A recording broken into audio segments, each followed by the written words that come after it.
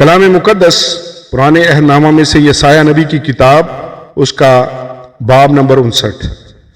نبی امت کے گناہوں کی مذمت کرتا ہے۔ دیکھو، خداوند کا ہاتھ چھوٹا نہیں ہو گیا کہ بچا نہ سکے، اور اس کا کان بھاری نہیں کہ سن نہ سکے، بلکہ تمہاری بدکرداری نے تمہارے اور تمہارے خدا کے درمیان جدائی کر دی ہے، اور تمہارے گناہوں نے اسے تم سے روپوش کیا، ایسا کہ وہ نہیں سنتا، کیونکہ تمہارے ہاتھ خون سے اور تمہاری انگلیاں بدکرداری سے آلودہ ہیں۔ تمہارے لب جھوٹ بولتے اور تمہاری زبان شرارت کی باتیں بکتی ہیں۔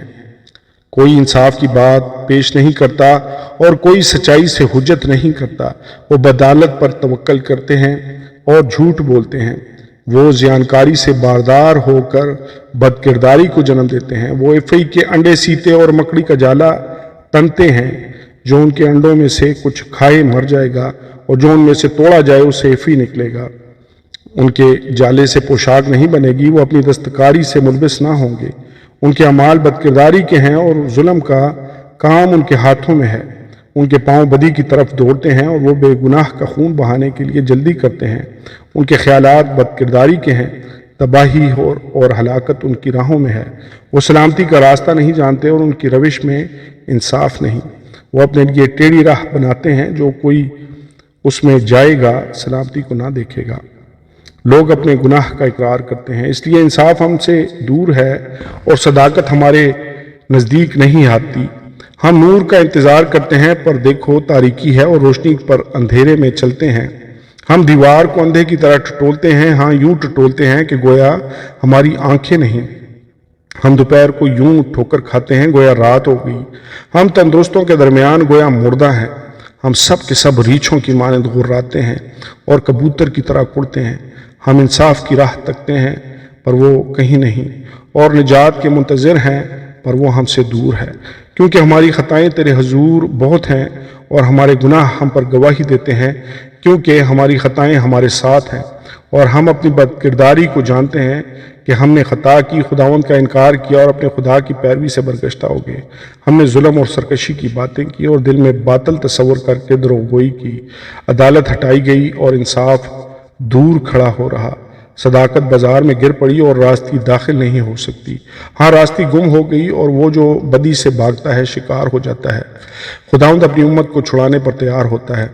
خداوند نے یہ دیکھا اور اس کی نظر میں بڑا معلوم ہوا کہ عدالت جاتی رہی، اور اس نے دیکھا کہ کوئی آدمی نہیں، اور تعجب کیا کہ کوئی شفایت کرنے والا نہیں۔ اس لیے اسی کے بازو نے اس کے لیے نجات حاصل کی، اور اسی کی راست بازی نے اسے سنبھالا۔ ہاں اس نے راست بازی کا بختر پہنا اور نجات کا خود اپنے سر پر رکھا، اور اس نے لباس کی جگہ انتقام کی پوشاک پہنی اور غیرت کی جبہ سے ملبس ہوا۔ وہ ان کو ان کے اعمال کے مطابق جزا دے گا، اپنے مخالفوں پر قہر کرے گا اور اپنے دشمنوں کو سزا دے گا، اور جزیروں کو بدلہ دے گا۔ تب مغرب کے باشندے خداوند کے نام سے ڈریں گے، اور مشرق کے باشندے اس کے جلال سے، کیونکہ وہ دریا کے سیلاب کی طرح آئے گا جو خداوند کے دم سے رواں ہو۔ اور خداوند فرماتا ہے کہ سیون میں اور ان کے پاس جو یعقوب میں خطا کاری سے باز آتے ہیں ایک فدیہ دینے والا آئے گا، کیونکہ ان کے ساتھ میرا عہد یہ ہے۔ خداوند فرماتا ہے، میری روح جو تجھ پر ہے، اور میری باتیں جو میں نے تیرے منہ میں ڈالی ہیں، تیرے منہ سے اور تیری نسل کے منہ سے اور تیری نسل کی نسل کے منہ سے اب سے لے کر ابد تک جاتی نہ رہیں گی۔ خداوند کا یہی ارشاد ہے۔ آمین اور آمین۔ کلام مقدس پرانے عہد نامہ میں سے یسایہ نبی کی کتاب، اس کا باب نمبر 7۔ مستقبل میں یروشلم کی شان و شوکت، اٹھ منور ہو، کیونکہ تیرا نور آ گیا اور خداوند کا جلال تجھ پر ظاہر ہوا۔ کیونکہ دیکھ تاریکی زمین پر چھا جائے گی اور پھیل کی امتوں پر، لیکن خداوند تجھ پر طالع ہوگا اور اس کا جلال